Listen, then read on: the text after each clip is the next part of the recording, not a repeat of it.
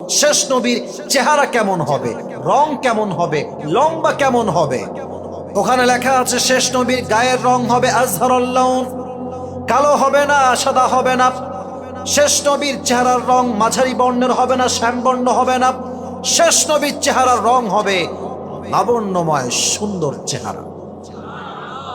আচ্ছা, পৃথিবীতে সবচেয়ে সুন্দর নবী কে বলেন তো দেখি? আমাদের নবী, শেষ নবী সবচেয়ে সুন্দর। বাট অনেকে বলে যে সৈয়দনা ইউসুফ নাকি সবচেয়ে বেশি সুন্দর। না না, কথা এটা ঠিক নয়। নবীজি বলতেন আনা মালিহুন ওয়া আখি ইউসুফ সাবিহ, আমি নবী হলাম লাবণ্যময় সুন্দর, আর আমার ভাই ইউসুফ হচ্ছে সাদা সুন্দর। কক্সবাজারের ভাইরা বলেন দেখি, সাদা সুন্দর বেশি সুন্দর না লাবণ্যময় সুন্দর বেশি সুন্দর? সাদা চামড়া দেখতে ভাল লাগে, খারাপ লাগে না। বাট খুব বেশি ধলা হইলে মাইয়াও ভাল লাগে না, সাওয়ালও ভাল লাগে না, ঠিক কিনা বল? লাবণ্যময় চেহারা হচ্ছে সবচেয়ে বেশি সুন্দর চেহারা। তো তিনি ভাবলেন যে এবার পড়ি ওনার হাইট কেমন হবে। হাইট হচ্ছে কানা রাবাতাম মিনাল কওম লাইসা বিতাবিল ওয়ালা বিল কসির। আমার প্রিয় নবীজি হাইটে খুব বেশি লম্বা ছিলেন না, আবার খুব বেশি বাঠুও তিনি ছিলেন না। মিডিয়াম অফ হাইট, মাঝারি গড়নের মানুষ। খুব বেশি লম্বা হইলে তাল গাছ লাগে, খুব বেশি খাটু হইলে কারো বিয়ে হয় না, ঠিক কিনা বলেন যুবক ভাইয়ারা? নবীজি ছিলেন মিডিয়াম অফ হাইট। তো তিনি জানলা থেকে দেখলেন যে তার হাইট কতটুকু। তো দেখলেন যা লেখা আছে এক্সাক্ট নবীও সেই হাইটের একজন মানুষ।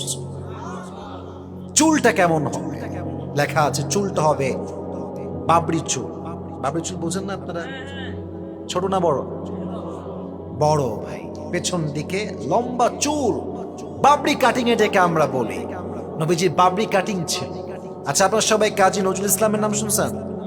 জাতীয় কবি, নাম কি বলেন দেখি? নজরুল ইসলাম।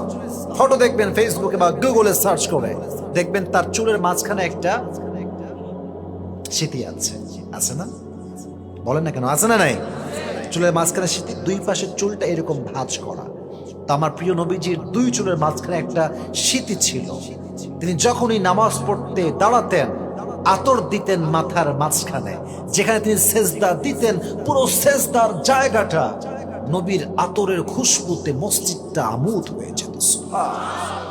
দেখলেন যে তাই তো, নবীর চুল হচ্ছে বড় বড়, চুলের মাঝখানে স্মৃতি। এবার তিনি 100% confirm he is the last Messenger, ইনি তো শেষ নবী। কিন্তু ভাই, এটা মেয়েরা ভালো বুঝবে, আমাদের ছেলেদের লজ্জা ন্যাচারালি একটু কম হয়। মেয়েদেরকে আল্লাহ জন্মগতভাবেই লজ্জাশীল করে বানিয়েছেন।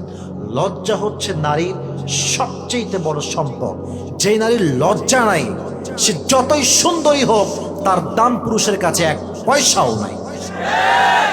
আর নারী যদি দেখতে একটু অসুন্দরী হয়, কালো হয়, গুটু হয়, বাট যদি নারী সে তার লজ্জা দেখাতে পারে, সতীত্বকে রক্ষা করতে পারে, যুবকের কাছে তার দাম অনেক গুণ বেশি বেড়ে যায়, ঠিক কিনা বলে?